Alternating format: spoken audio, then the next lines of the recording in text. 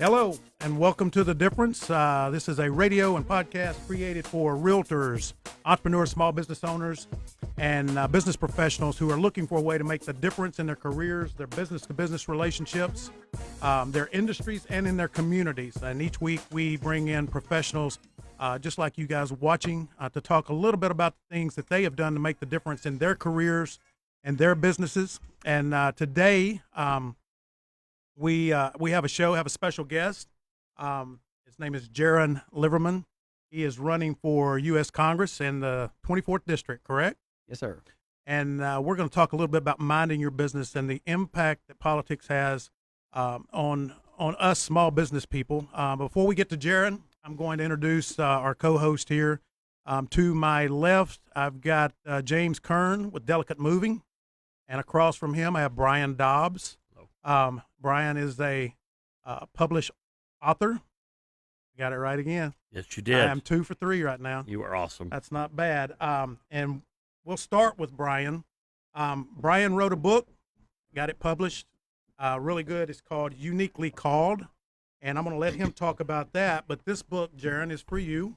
Oh, thank you. And that's from Brian. We want to share that. So, Brian, tell everybody watching who you are and what you're all about. Well, especially, it's a great time at 2020. We're in February. What is it? The 12th today, right? Or the 11th? 11th today. Thank you very much for helping me with that. You're welcome. That's what I don't have that in my notes. So, but the Uniquely Called, it's about you finding your purpose, understanding that you have a purpose, and being able to utilize that knowledge base, and then working your whole life into fulfilling it.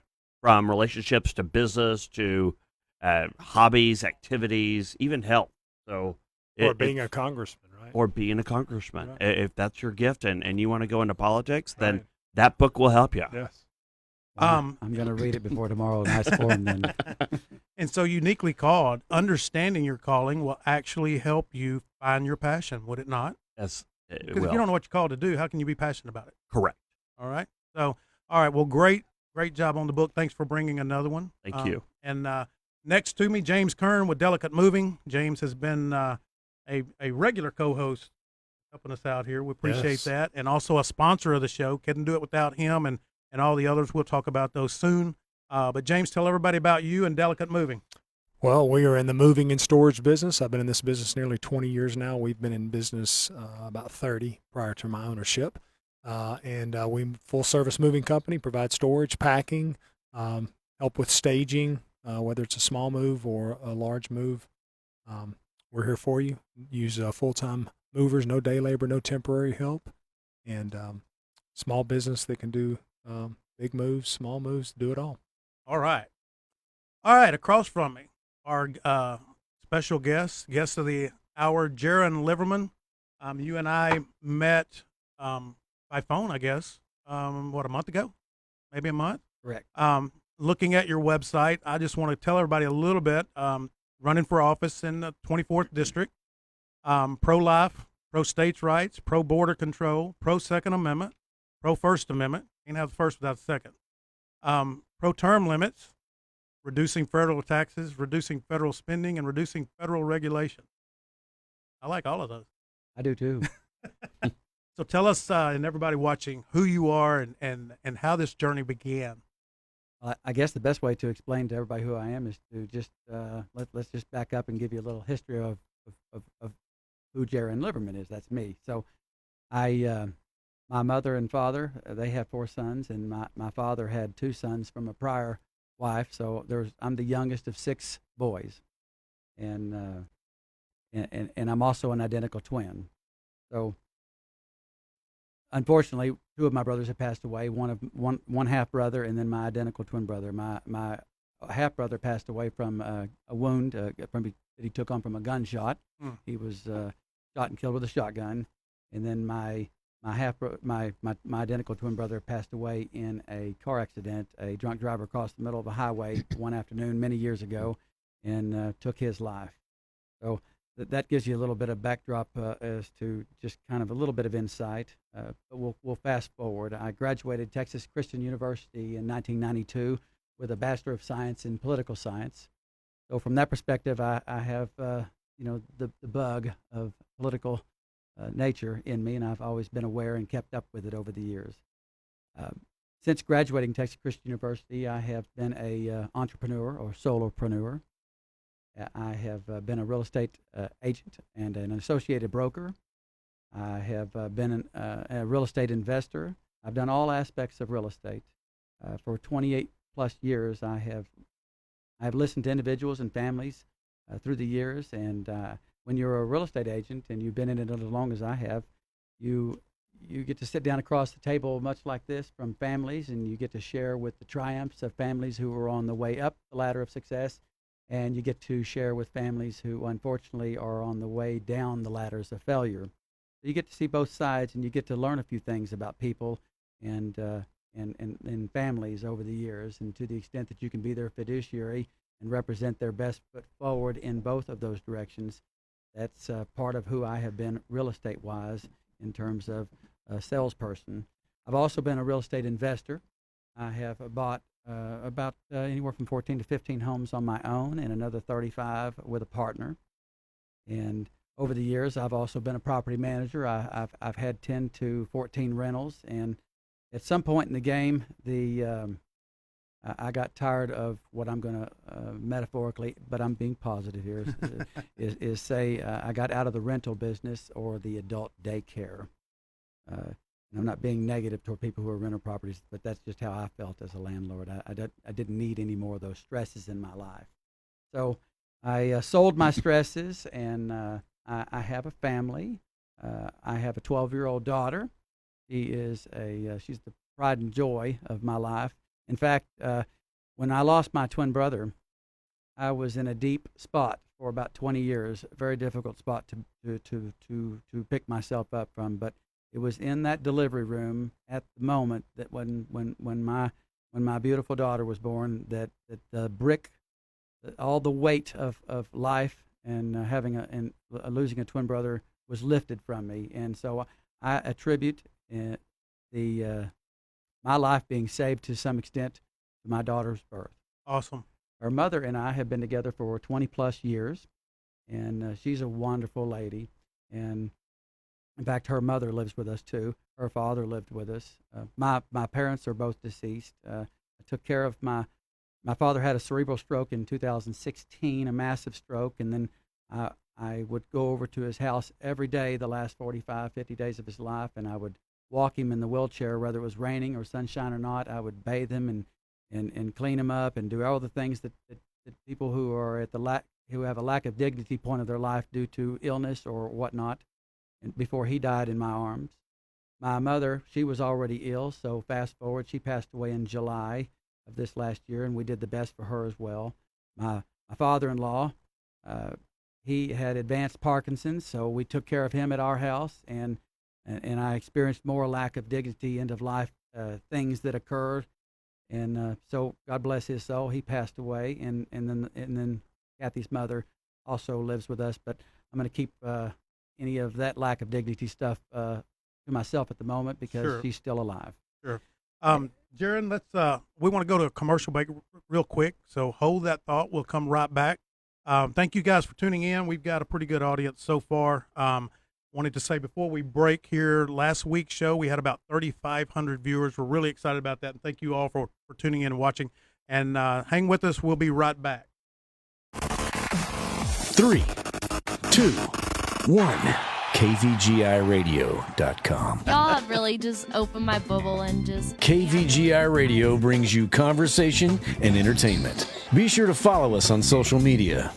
Who streams the best talk shows? We do.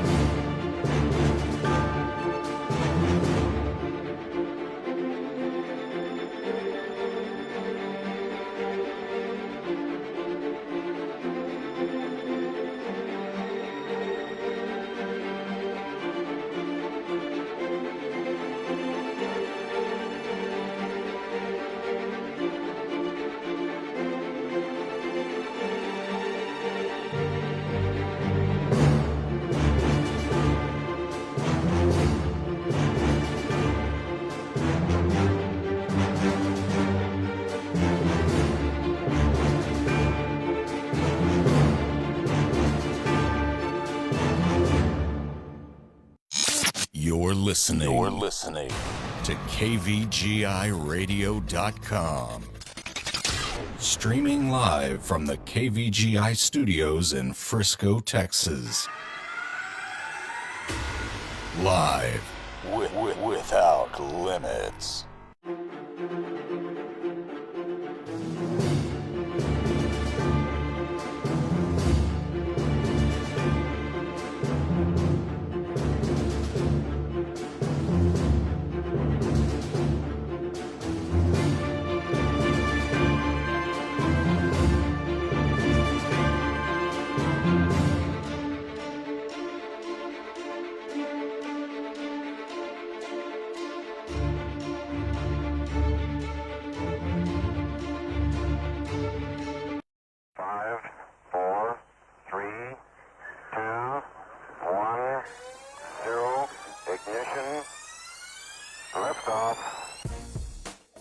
And we are back. Thank you guys for hanging around through that short commercial break. We are live here today with Jeron Liverman, congressional candidate for the 24th District. Jeron was just sharing some personal background on him and who he is.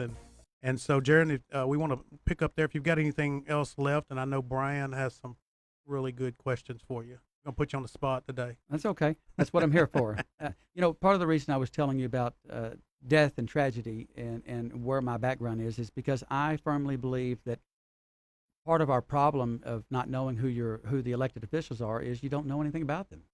And I think it's important that if someone's going to cast a vote, that they have insight as to what makes that person tick. And so I've had to triumph over tragedy, personally speaking. And that gives me a level of hindsight. Because of hindsight, it gives me a level of insight into what other people also experience in their personal lives. And because I'm not alone in what I've experienced, other people, we all have our unique problems, and we all have our unique triumphs. I couldn't agree more. And I think it does help to really understand who we're voting for, not just what we're voting for. Brian? Well, and it also helps on just being able to be real and have a relationship. That relation is very important. And we talk about that. I think we talk about it at least one time every show, if not every relational time, versus transactional, because it is all relational. So one of the things, Jeron, and thanks for sharing about your life and your story and your journey.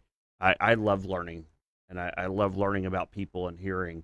One of the things that even recently, we just don't judge people's journey because you just don't know what they're going through or how they got there. But the great thing is that we can glean and we can really, really encourage one another as well as learn from one another. So you went to TCU, you graduated with a degree in political science. Bachelor of Science. Yes, a Bachelor of Science. And then that bug. So whenever we talk about a bug, and this is where I get a little more passionate and excited, because it's that passion. So I went to Bible college, and I have this insatiable desire to go impact society and impact community. So make the difference. Yes, it is the difference. No, I know. So going from college and then getting into real estate. Well, I went from Bible college and I went directly into real estate as well. So we do have some similarity on that. Now you've taken I'm not going to say major, but you've taken a leap to tie in with that bug that you had that I want to learn more about into the political stage or the political arena. So can you help me understand what that bug? So I know that it's not just a bug term. Now flesh that out for me a little bit and let me know what were the passion chords that really you hung on to since college all the way to where you are now. You've been married for over 20 years. You have a beautiful 12-year-old daughter. You have family history. You have this amazing journey and story. But that one passion chord that has driven you to where you're at now, that's what I'd like to learn.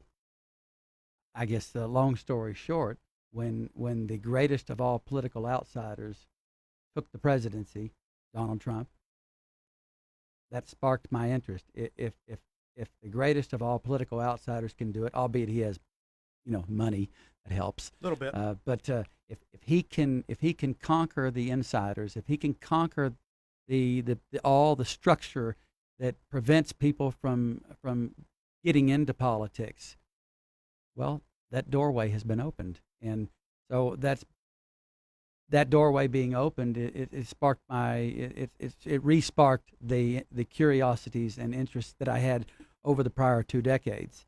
And then right before my mother passed away, she had reminded me that I had a political interest, and she told me I should go forward and at least do it.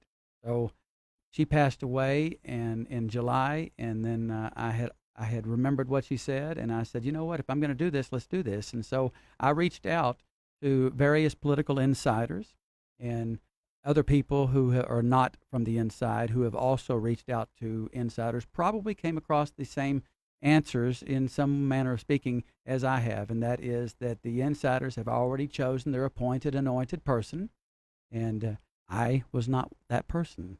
So they gave me all of the advice they could as to stay out, stay away, and the more people I talked to, the more my flame lit up. And it wasn't that I was insulted or personally offended.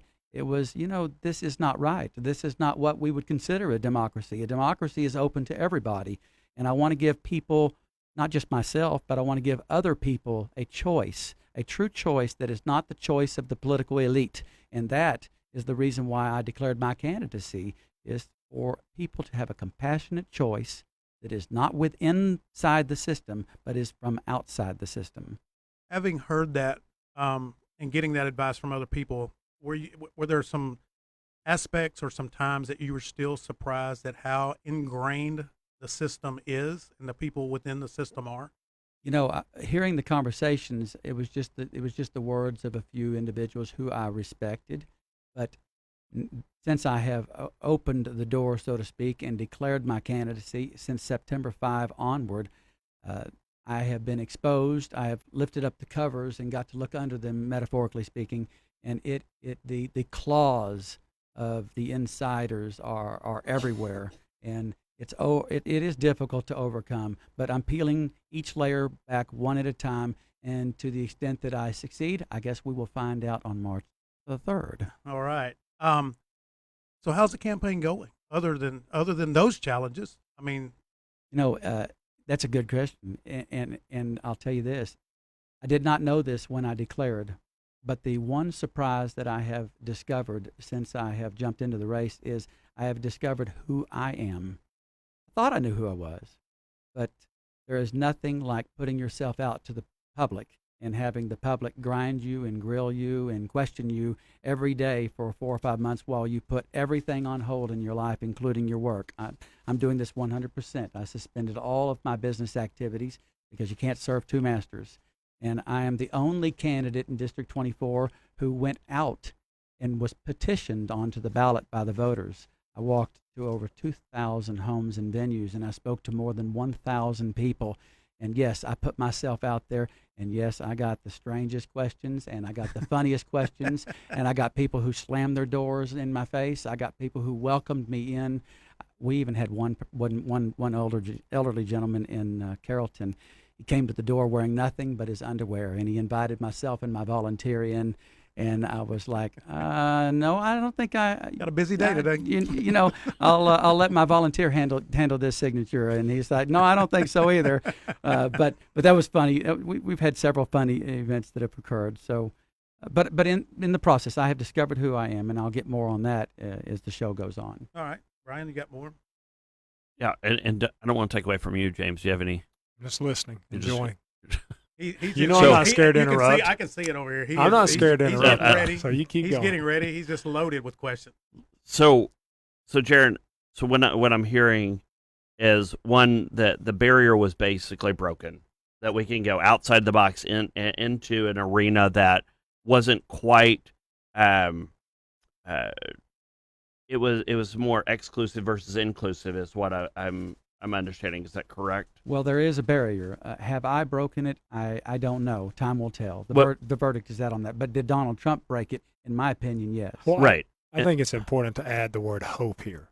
Okay. Because before Donald Trump maybe someone like Jeron didn't think there was really any true hope and it would just be spinning your wheels and a waste of time.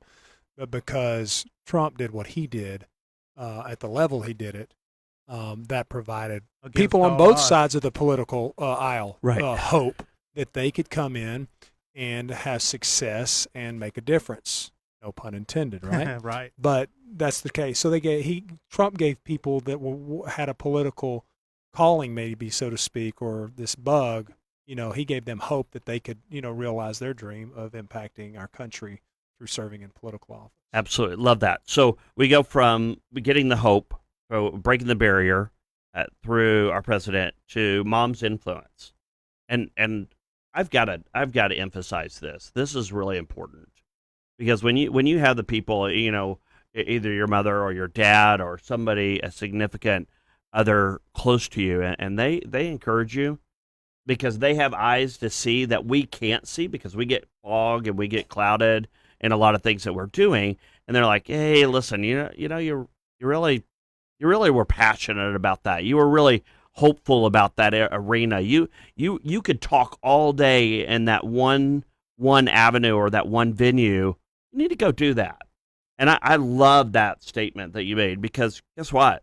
We need those influences in our life, especially in the times that we live in. And then it brought you to a compassionate choice that you wanted to, and I don't want to put words in your mouth, but just the way I'm understanding this is that you, in your political career and the political stage that you're going in, is that you want to help people have that choice and to exercise that choice and to live free. Is that correct, or am I putting words in there? No, it is correct, and I would enhance that by saying that all too often we as the voters, and I'm a voter too, we don't feel like we're being listened to. They may hear us, but they're not listening.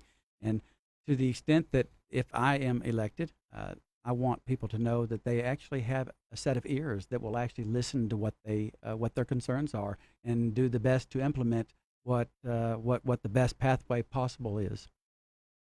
Excellent. So we do need to exercise our voice. We do. If we don't use it, we'll lose it, right? Well, and I think that you're exactly right. And to what you said, Donald Trump broke some barriers. I mean, he did what he did against all odds. 16, 17, 18 people he ran against in the primaries. None of them liked him or wanted him. And then he had to go against the Democratic political machine. Whatever side you're on, that's politics. That's the way it was.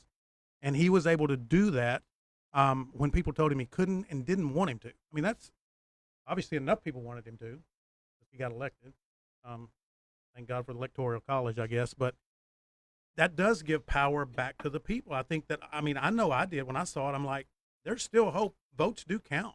Voters do count. And I think it starts at all levels. But to be able to believe that it's not set in stone who's going to represent us. No one else is deciding who it is, and we have the choices they give us rather than the choices that are around us, right? Correct.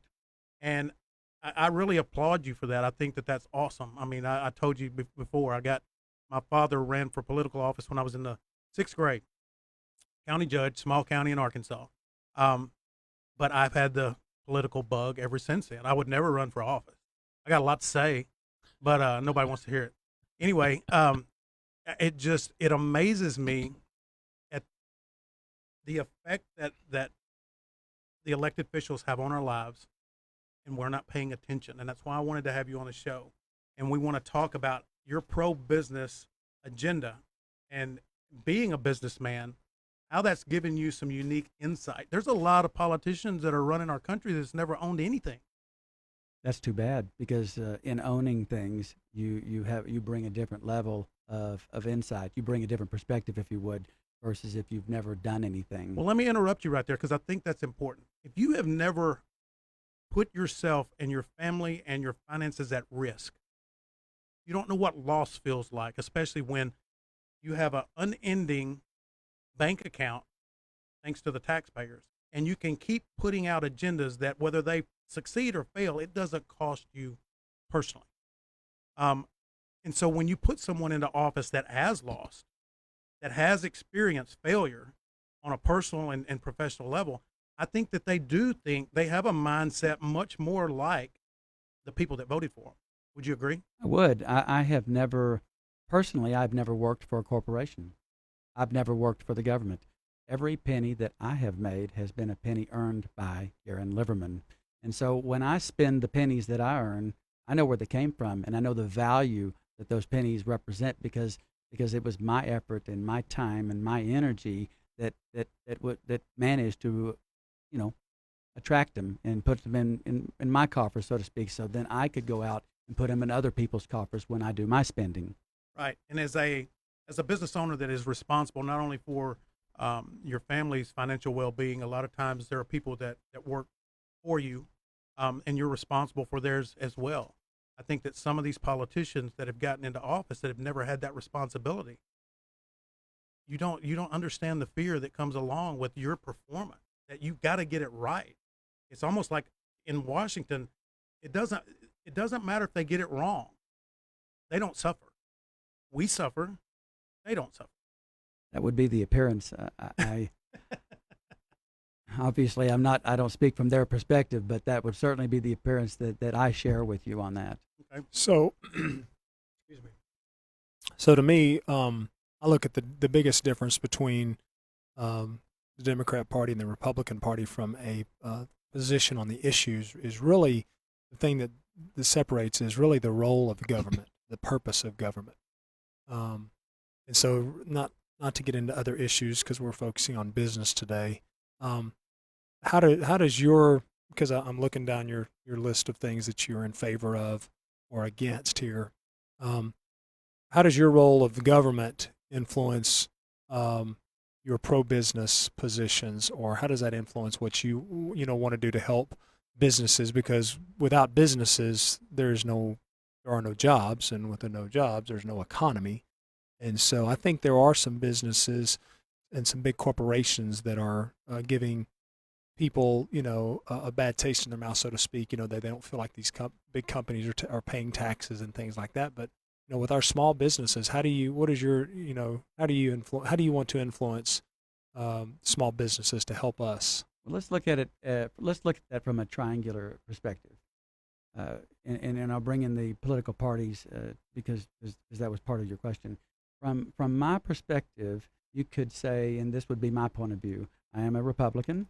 I am of the grand old party philosophy, and that would be the individual sovereignty, and then the state's sovereignty, and then the federal sovereignty in that direction.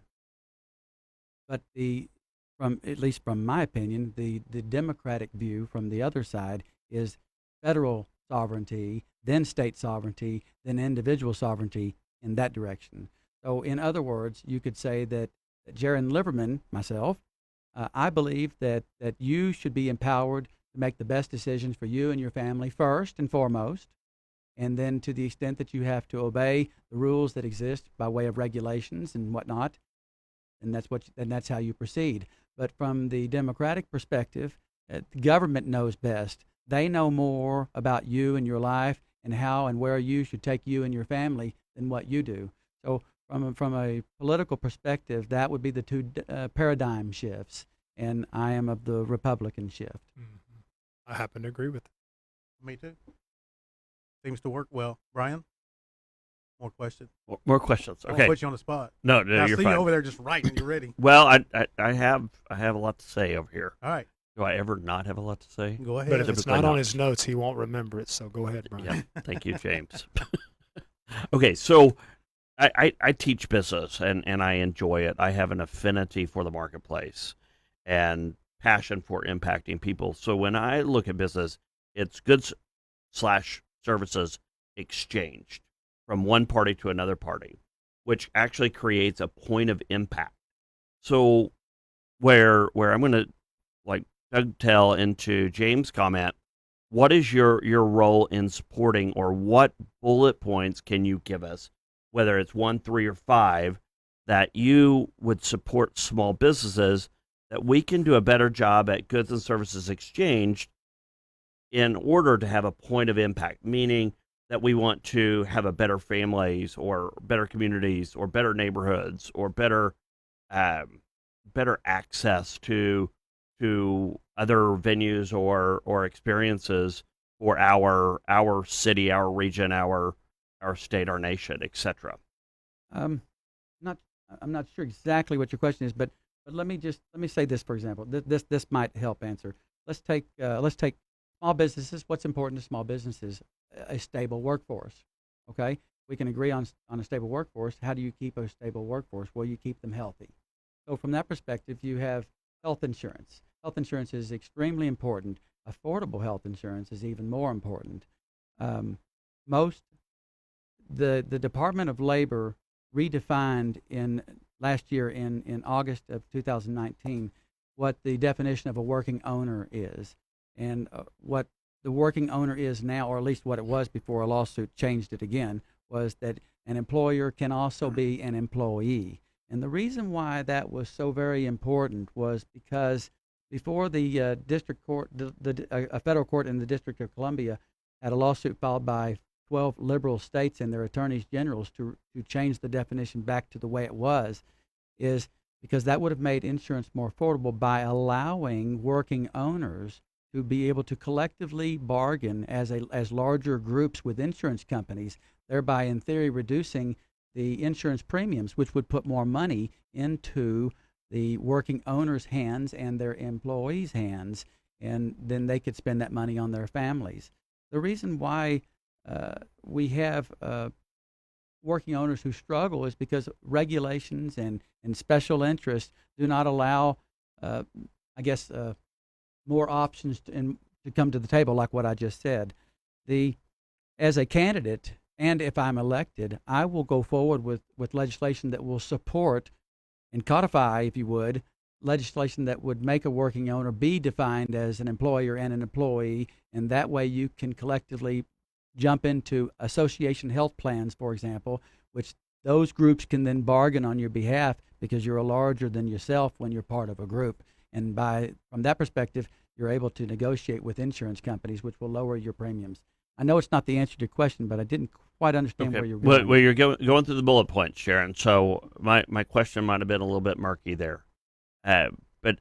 So one way that you're going to support small businesses is health insurance. Health insurance. Okay. Healthcare. What's another area that we could look at? Well, the reduction of part of my platform is reduce federal regulations.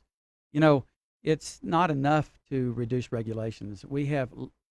Should everybody who opens up for business, should every single person who opens up for business be required to have a license? Regulations should be for safety and health. Not everybody needs a license. Licenses, to a great extent, is nothing more than revenue enhancements for the governments. Right. And so I would try to cut the red tapes and reduce licenses where they're not really required. And in doing so, that will allow small businesses, instead of being prohibited at the get-go, it will release the shackles, if you would, and allow them to go forward and thrive and go and make more money for their families. Absolutely. And then that's funny because I agree with that, but I'm actually in a business where licensing is good because we're moving people's their possessions, and we're putting them on a truck. And so anybody can call themselves a mover. I mean, they can go rent a U-Haul truck. They can, in fact, we did that when we first got started. We didn't have the capital to buy trucks, but we were licensed. And so to keep the honest companies out there in business, being able to continue to offer their services at a rate that's competitive, but still allows us to pay the bills, which allows us to stay in business. We do need licensing because there's guys that go out and just rent a truck, call themselves a mover, and then you have enough of those companies, if I could even call them a company, that are stealing business, taking business away from the legitimate companies, and it lowers the rate so much that it's difficult. So I'm with you on that. I just happen to be in a business where licensing is important to keep all the scoundrels out. Well, there's two sides to every coin. Yeah. And I'm not advocating that everybody Yeah, no, I agree with should you. not have a license. Yeah. But in certain industries, I've seemed to have lost my, it's at the tip of my tongue. I'd give you some examples, but I just don't have any at this very moment on the spot. No, I'm with you, though. But I mean, tell me a little bit about the ones, like if you didn't have a license and the people were doing a crappy job, they're not going to stay in business long. How does that, I mean, where's the long-term impact? Well, with you? honestly, because we have a license, we are up under the Department of Motor Vehicles, which says that we have certain liabilities, and so that if we have to have certain insurance. Okay. So if we move you and we damage your furniture, then we have insurance to cover that. Now it is a limited liability, Right. but it's Okay, not the wild wild west where if you go out and get a moving, rent a truck and you tell Brian, hey, we're going to move you this weekend, and then you tear up $5,000 worth of stuff. What is he going to do about that? Is he going to sue you personally?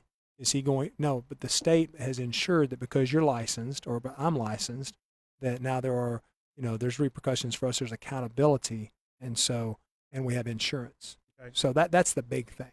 Okay. So I have another question now. Is there not a way that's optional, being licensed and being registered, and being able to? I mean, that's kind of freedom, right? You have the freedom to. You have the freedom not to. As a mover, I have the freedom to find someone that's licensed and responsible, or I can roll my dice and hire Brian that hasn't only moved but once, and doesn't know how to drive. That's So called the free market. that's a free market, right? And that's the perspective that I come from. Licenses are important in some industries, absolutely. But the free market, I am a free market person. I am a capitalist. I believe in the free market principles, and I believe that through competition, those that put their best foot forward and it shows that their best foot is forward, those companies are going to go forward and thrive. And those that, for whatever reason, the public has chosen through lack of progress or through whatever the negative reason is, they're probably not going to prosper. Right. That's free market. Right. All right, time to take another commercial break. When we get back, I want to thank some of our sponsors, and then we're going to talk a little bit more about business and politics. So you guys, thanks for tuning in. Hang in there with us. We'll be right back.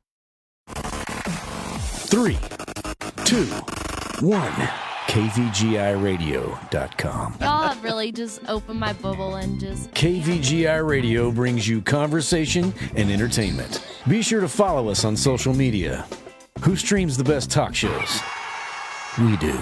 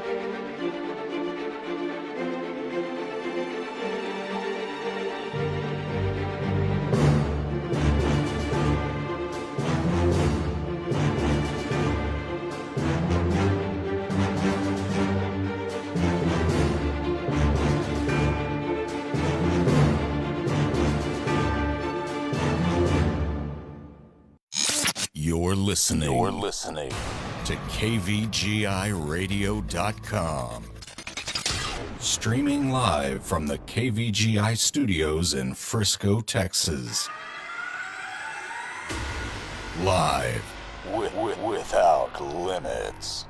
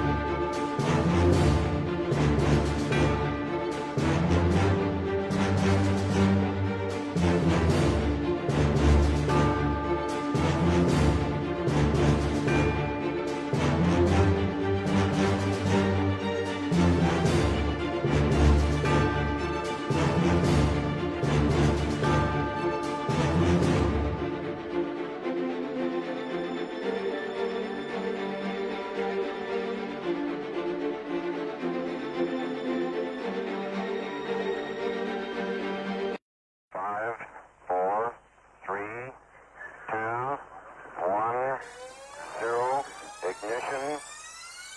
Liftoff. Welcome back. Thank you guys for tuning in, hanging around for our commercial break. We're here today live with Jeron Liverman, 24th District Congressional candidate. And before we get started and talk a little bit more about politics and business, I want to give some shout outs to the people that make the show happen. Holly Haggard with Geneva Financial. She wants you to know that she doesn't just work 8 to 5. She works start to finish. She's been in the mortgage industry for over 18 years. Knowledge, contract dates, low rates, all are important, but she goes beyond that. Holly actually has a personalized financial plan that she shares with her clients, and when followed properly, can make the difference in their home buying experience. I also want to say thank you to Adam and Liz Terrell of the Real Estate Triangle. If you're in the real estate industry, support industry, whatever it may be, and you're looking for people to partner with or to share referrals and to actually have that concierge service, then I would recommend going to the Real Estate Triangle.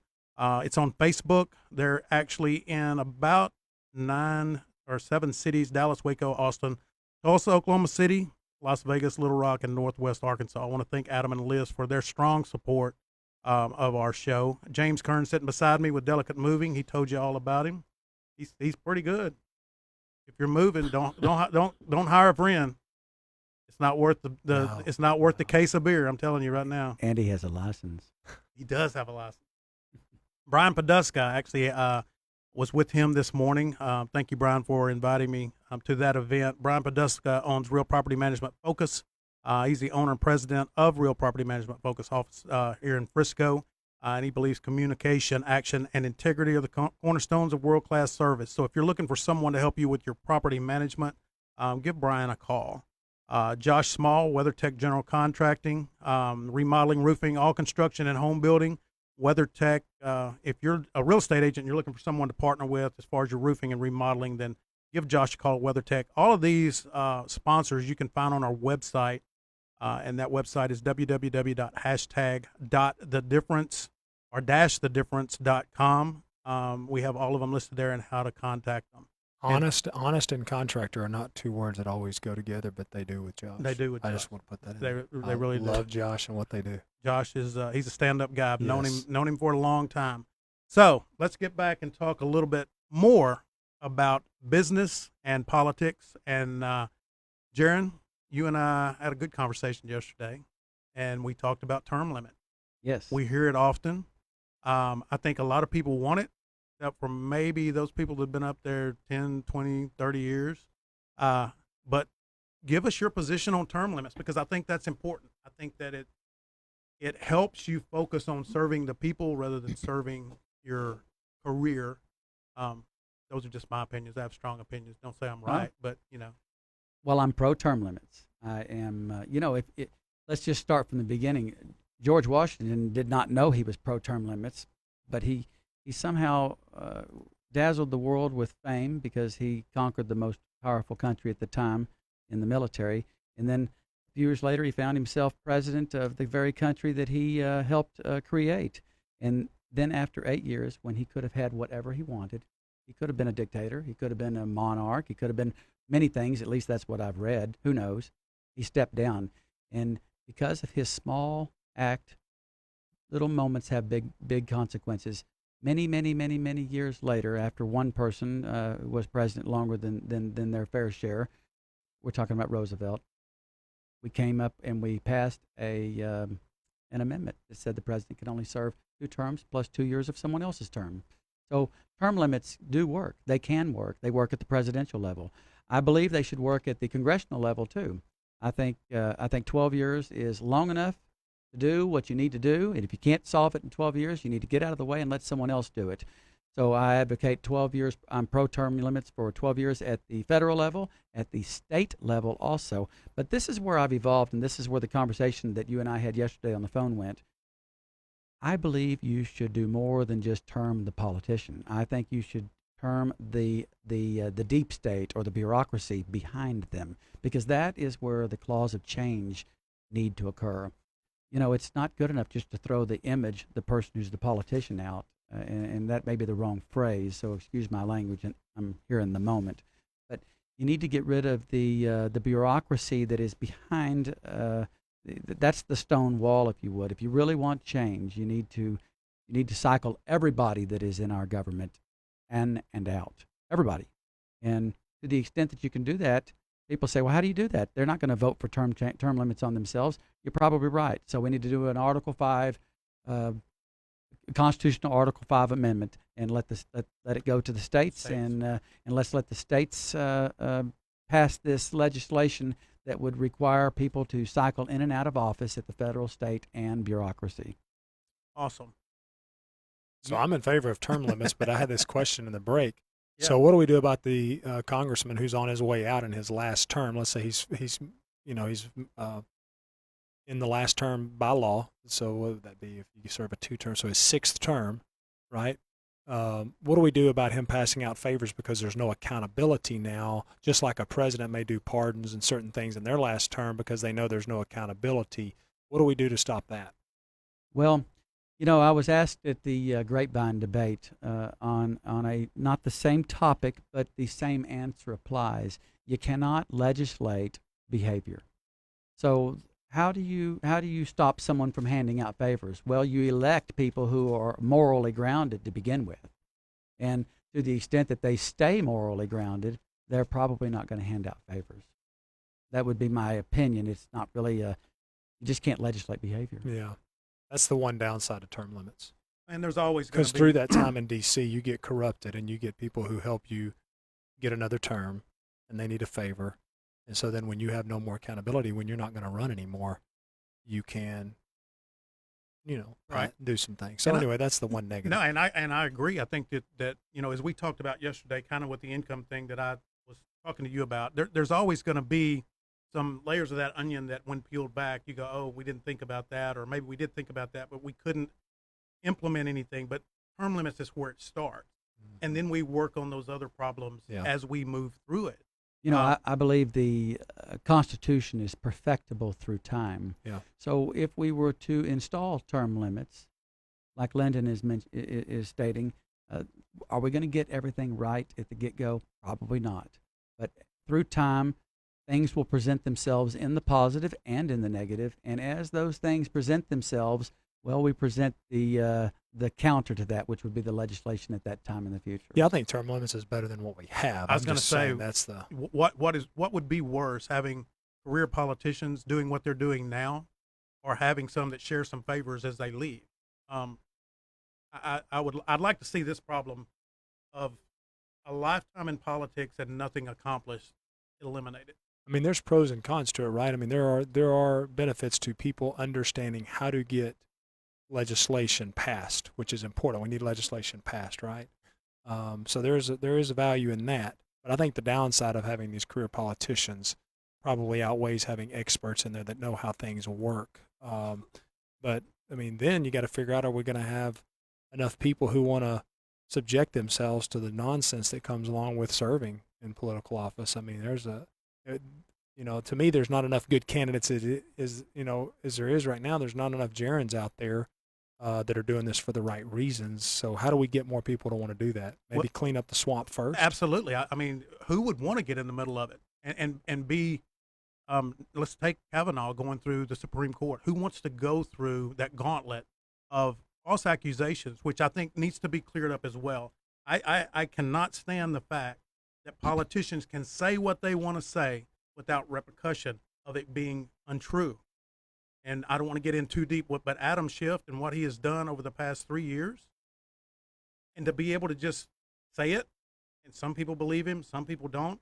He doesn't have to prove it, but the damage that they do, the good and decent people are steering clear of that. So, there's two obstacles. One is being not entrenched in the good old boy system, and the other one is knowing that if you go up against them, you're going to be crucified, rightly or wrongly. Why would any decent, moral human being want to put themselves through that? Jeron? Well, I am a decent, moral Yes. human being, and I am putting myself through it to the extent that I'm experiencing what I'm experiencing because I care. Absolutely. Because I want to effect positive change. And if elected, then obviously I'll be on the inside, and maybe I can then call you back in a year or two and answer the question based on what I see from the other side of the fence. But I think that people who love their country, people who are patriotic, you will always find a line it'll be a long line indeed, but you will always find a long line of people who want to serve, regardless of the consequences of being what they're going to have to go through to get to the end point. I'm not worried about will there be people who want to run. That will always occur. Let me ask you this. So when we look at all the things that you're for or against, I know that'll line up. I mean, that'll be a definite contrast between you and your Democrat opponent if you get out of the primary. But what sets you apart versus your primary opponent? Because I would think that most Republicans are going to be at least 80 or 90% in agreement with you in word, in an advertisement. That doesn't mean they're necessarily going to legislate that way, but serve that way. So what do you think sets you apart from your opponent right now? Or how many opponents do you have in this primary? This is an interesting question. When you drive down the street and you see, look at my real estate sign. Look at my yard sign here. Look at the yard signs, the roadway signs. Many of my competitors won't even put the word Republican on their sign. Mm-hmm.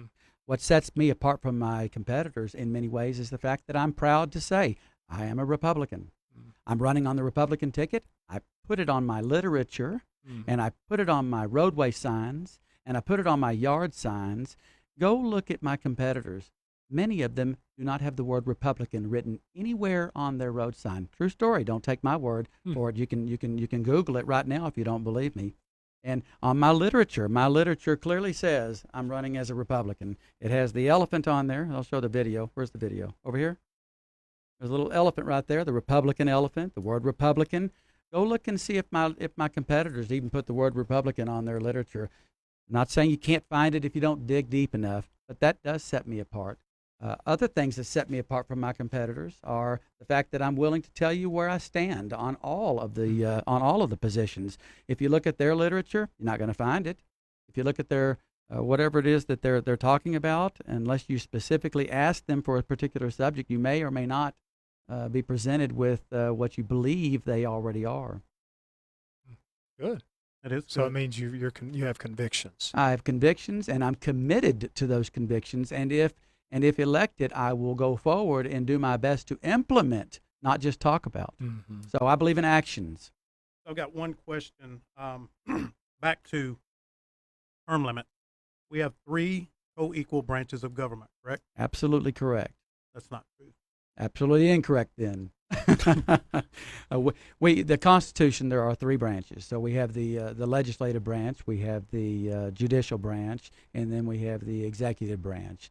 And in theory, they're supposed to be co-equal branches. In reality, in forms of implementation, depending on who is in leadership roles and in what part of history we're talking about and what specific category we are referring to, we don't have equality in reality, but in the Constitution we do. Right.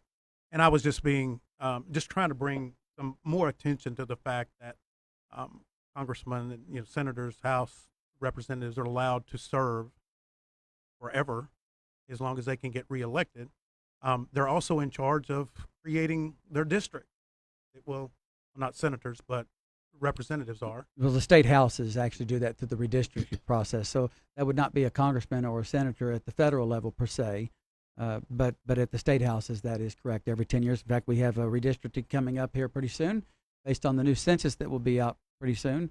I guess they have to do that next year. So we'll probably pick up 3 more districts in Texas. Wow. So okay. At least that's what I have been rumored or heard through the rumors. Texas is red, so yes. You would hope so. One thing that shocked me is looking the other day and studying a little bit of what goes on in San Francisco. One of the elected officials is 85% of the votes on a consistent basis. Well, it's deeper than that. I've read a long time ago that to beat an incumbent, let me tell you how difficult it is. Incumbents win over 99% of the time. Now, I don't have the paperwork to prove that in front of me, but I have read that through time. And so from that perspective, when you have someone regardless of their political stripe, who is going to win 99% of the time. It sure does keep people from running against you. People who might bring a new blend of culture and a new blend of ideas to the table. You never hear from those people because they can't beat the incumbent. That's especially true for your in your primaries. Right. Yeah, it's hard for you to come in and beat the incumbent Republican. Correct. Yeah.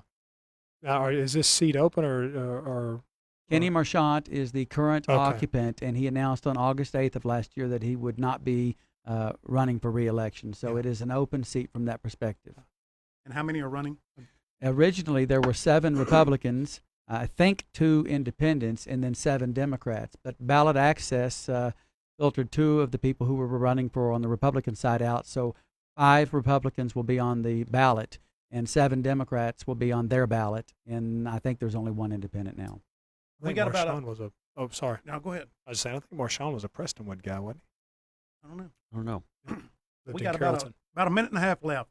Is that to close or a minute for the show? To close out. Oh, We're- well, then- we're about to, so I tell everybody You know, one more thing they need to know. all right, I'll give you basically a 1 minute jot. If your listeners, if the voters believe in the Made in American tag, and by the way, my suit is made in America. I paid more money for it, but someone in America has a job for 1 more unit length of business for themselves because I paid more money and went out of my way to buy American made. My vehicle is American made. So if you believe in that philosophy, buy made in America, I'm your person. I should vote. You should vote for me. If you also believe that the American dream is about happiness for some and contentment for others and fairness for everybody else, well, that would be me also. You should vote for people who believe in your fairness and believe in your contentment and in your happiness. I humbly ask for your vote in the March 3rd Republican primary, and if you're voting early, that would be February 18. But don't just vote for me because you heard me on the radio. Don't just vote for me because you like the way I look, or you don't like the way the other people look, or whatever those reasons are. Do your due diligence. Vote for the person who you feel is in alignment with you the most. And if you're going to vote with me, know this: I will fight for every single person in this district because I believe in you, and I will. This is a metaphoric, but I love you. I realized who I was in the process of running for politics myself. I will fight for every single person in this district, and I am available to the extent that my phone can take as many phone calls as it will.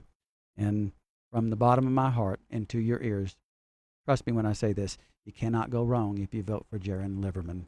Jeron. Awesome. Jeron, thank you so much for being here today. I've enjoyed it.